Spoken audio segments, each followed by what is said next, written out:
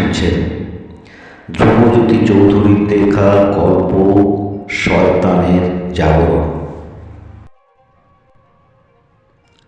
বহু বছর হয়ে গেল, কিন্তু ঘটনাটা এখনও স্মৃতিপটে পরিষ্কার হয়ে ফুটে আছে।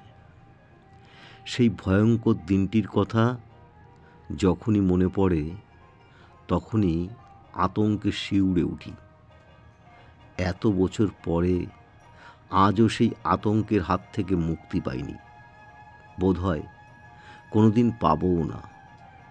অথচ ঘটনাটা এমনই যে কেউ সেটা বিশ্বাস করতেই চায় না, ভাবে আমার বোধহয় ভুল বকার অভ্যেস আছে। কি করে তাদেরকে বোঝাই যে ঘটনাটা একেবারে অক্ষরে অক্ষরে সত্যি? একজন সাক্ষীও ছিল, কিন্তু সে আর ইহজগতে নেই। আমি তখন ছিলাম সেনাবাহিনীর একজন ক্যাপ্টেন। কিছুদিন আগেই প্রতিবেশী দেশের সঙ্গে এক দফা জোর লড়াই হয়ে গেছে। সে লড়াইয়ে আমাদের অপ্রস্তুত সেনাবাহিনীকে প্রচুর ক্ষয়ক্ষতি স্বীকার করতে হয়েছে। তাই লড়াই শেষ হওয়ার পরেই আমাদের সেনাবাহিনীকে ঢেলে সাজানোর ব্যবস্থা হলো, আর আমাকে পাঠানো হলো সীমান্তের এক সামরিক ঘাঁটিতে। ঝড়ের ঠিক পরেই যেমন প্রকৃতি শান্ত হয়ে যায়, তেমনি লড়াইয়ের উত্তেজনার পর আমাদের দৈনন্দিন জীবনযাত্রাও তখন হয়ে পড়েছিল এক নিরুত্তাপ একঘেয়ে। রুটিন বাঁধা কাজকর্মের পর বাকি সময়টা আমরা সবাই মিলে খাওয়া দাওয়া, গল্পগুজব করে আর তাস খেলেই কাটিয়ে দিতাম। বিশেষত তাস খেলাটা খুবই চলতো। আমি যে ব্যারাকটায় থাকতাম সেটা ছিল বেশ বড়সড়, দোতলা, ঠিক ইংরেজি এল অক্ষরের মতো। আশেপাশে কিছুটা দূরে দূরে আরও অনেকগুলো ব্যারাক। ব্যারাকগুলোর সামনে ও পেছনে অনেকখানি ফাঁকা মাঠ। সেখানে আমাদের ড্রিল, প্যারেড, খেলাধুলো এইসব হতো। আমাদের তাসের আসর বসত একতলার ঠিক মধ্যিখানে একটা বড় ঘরে, যাকে আমরা বলতাম ক্লাব ঘর। এই তাসের আসরে সব চাইতে পাকা খেলোয়াড় ছিল আমাদের ব্যারাকের মাইকেল জন। তাসের যে কোনো রকমের খেলাই হোক না কেন, শেষ পর্যন্ত দেখা যেত সেই জিতেছে। আমাদের ব্যারাকের সব তাসুড়ে তো বটেই, অন্যান্য ব্যারাক থেকে যারা খেলতে আসতো তারাও যে যার পকেট ফাঁকা করেই ফিরত। প্রথম প্রথম কেউ কিছু মনে করেনি, হাসি ঠাট্টা করেই ব্যাপারটা উড়িয়ে দিয়েছে। কিন্তু যতই দিন যেতে লাগলো ততই জনের জেতার বহর বেড়ে যেতে লাগলো। ওর অবিশ্বাস্য তাসের হাত আর ভাগ্য নিয়ে শুরু হয়ে গেল ফিসফাস চাপা গুঞ্জন। একজন তো আবার ওর সম্বন্ধে খোঁজখবর নিয়ে আমাদের জানালো, জনের ভাবগতিক মোটেই সুবিধার নয়। বেহিসেবি খরচ করা তার টান নাকি মজ্জাগত অভ্যেস, আর সব সময় নাকি ও ধার দেনায় ডুবে থাকে। এসব জানা সত্ত্বেও কিন্তু জনের আড্ডা মারা বা তাস খেলার আসরে বসা বন্ধ হলো না। তার কারণ জনের চেহারায় আর বাহ্যিক আচার ব্যবহারে এমন একটা অমোঘ আকর্ষণ আর সম্মোহনী শক্তি ছিল যে ওকে চট করে কেউ এড়িয়ে যেতে পারত না। মজার মজার গল্প বলে, গান করে মজলিস জমাতে জন ছিল সিদ্ধহস্ত। তবে আস্তে আস্তে কিন্তু ওর ওপর সকলের মোহ কেটে যেতে লাগলো। অনেকেই নিশ্চিন্তভাবে বুঝতে পারল যে তাস ভাজবার সময় ও বিলি করার সময় জন হাতের কায়দায় কিছু তাস সরিয়ে ফেলে। আমাদের মধ্যে কয়েকজন তককে রইল জনকে হাতে নাতে ধরার জন্য। ঘটনাটা যেদিন ঘটল সেদিনটা ছিল রবিবার।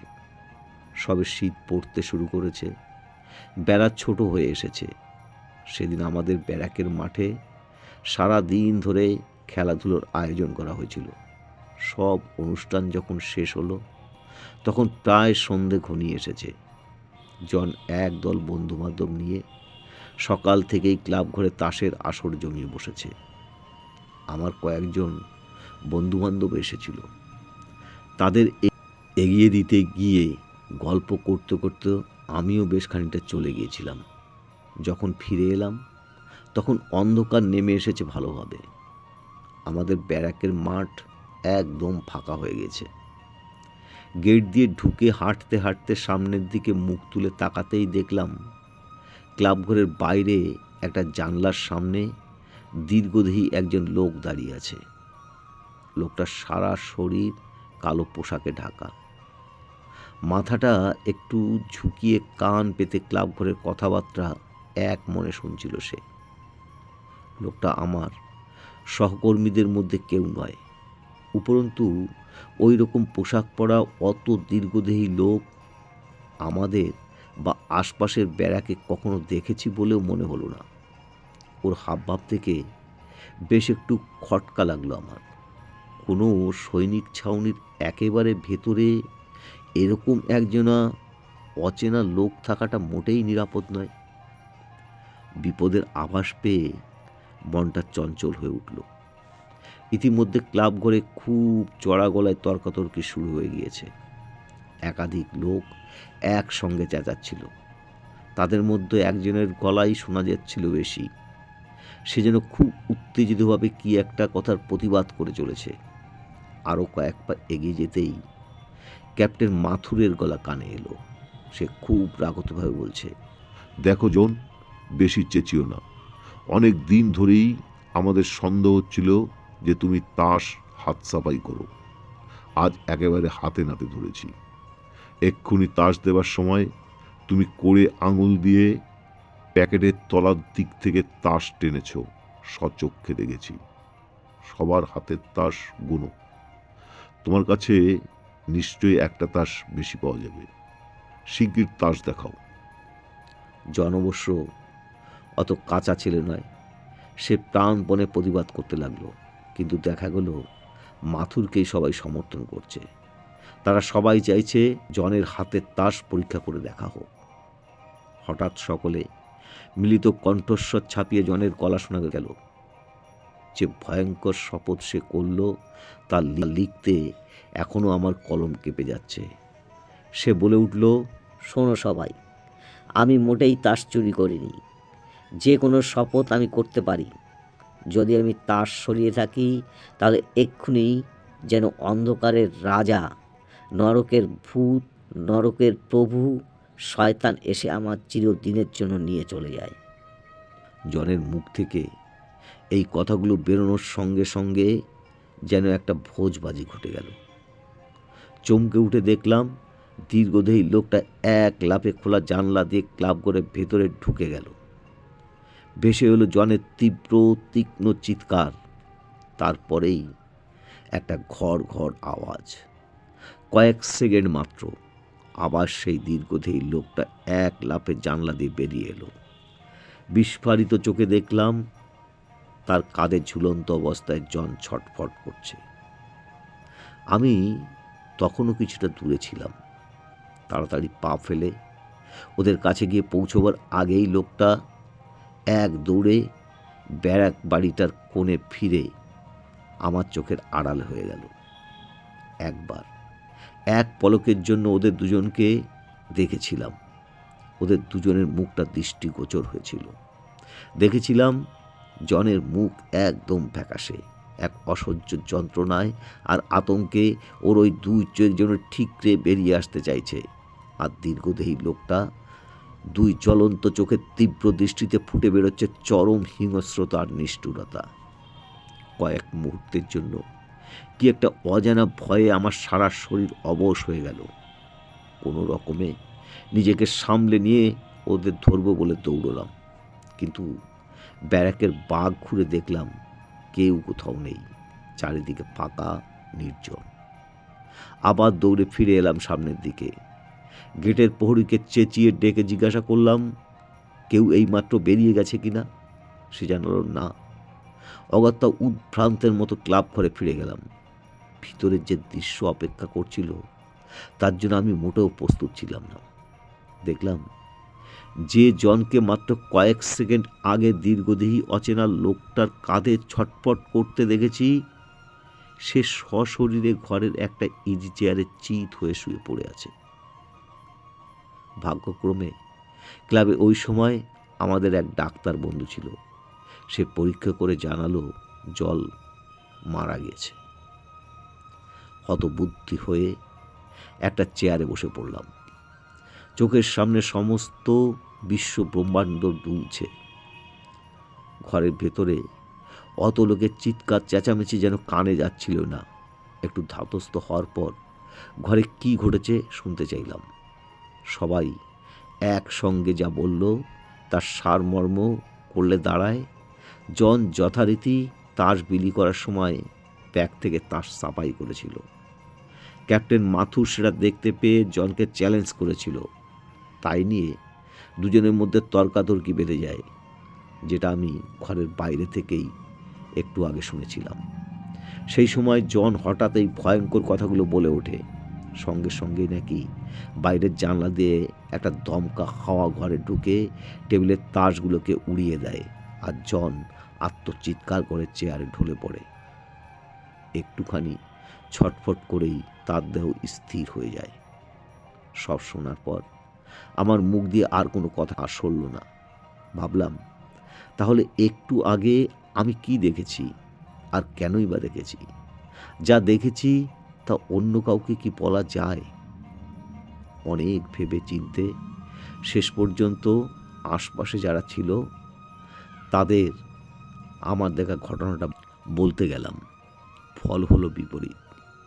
তারা বিশ্বাস তো করলই না, উল্টে ভাবলো হঠাৎ প্রচণ্ড শখ খেয়ে আমার মাথা বোধহয় গোলমাল হয়ে গেছে। আমাকে সুস্থ করার জন্যই তখন আবার কেউ কেউ ব্যস্ত হয়ে পড়ল। ব্যাপারটা এমন পর্যায়ে পৌঁছে গেল যে আমার সন্দেহ হতে লাগলো, তাহলে কি সবটাই আমার চোখের, আমার মনের ভুল? আমার অন্তরঙ্গ বন্ধু ক্যাপ্টেন ভার্গব কখন এক সময় কাছে এসে দাঁড়িয়েছে টের পায়নি। ক্লাব ঘরে ঠিক ওপারের কামরাটাতে থাকতো। শরীরটা বেশ কিছুদিন ধরে খারাপ যাচ্ছিল বলে সারাদিন ভার্গব উপর থেকে নামেনি। আমার কথা শুনে উদ্ভ্রান্তের মতো সে জিজ্ঞাসা করলো, চৌধুরী, তুমি দেখেছ জনের জন্য যে অপেক্ষা করছিল তাকে দেখতে পেয়েছো? তাহলে ভার্গবের কথা শুনে এই চরম বিভ্রান্তির মধ্যে যেন আকুলে কুল খুঁজে পেলাম। যাক, তাহলে আমি পাগল হয়ে যাইনি, ভুলও দেখিনি। ভার্গব দোতলার ঘরের জানলাতেই বসেছিল।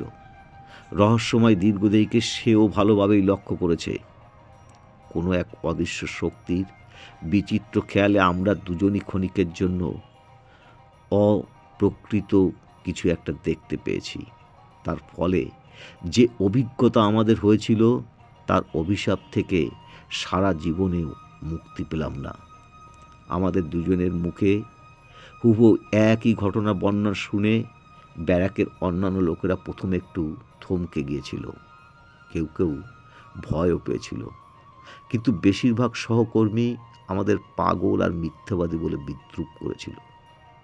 যাই হোক, এরপর থেকে ব্যারাকের তাস খেলা একেবারেই বন্ধ হয়ে গেল। ওই দিনের ঘটনা নিয়ে কেউ খোলাখুলিভাবে আলোচনা করত না। তবে চাপা গুঞ্জন তল্লাটের সব কটা ব্যারাকেই চলত। আমাকে আর ভার্গবকেও শেষ যেন এড়িয়ে চলতে লাগলো। ভার্গব অবশ্য এর অল্প কয়েকদিন পরেই এক জীব দুর্ঘটনায় মারা যায়, কিন্তু আমি এখনও বেঁচে আছি, আর সেদিনের দুঃসহ স্মৃতির বোঝা বয়ে চলেছি। এখনও মাঝে মাঝে সেই ভয়াবহ দৃশ্যটির স্বপ্ন দেখে ঘুম ভেঙে যায়, আর আতঙ্কে হিম হয়ে উঠে বসে বিনিদ্র রজনী কাটাই।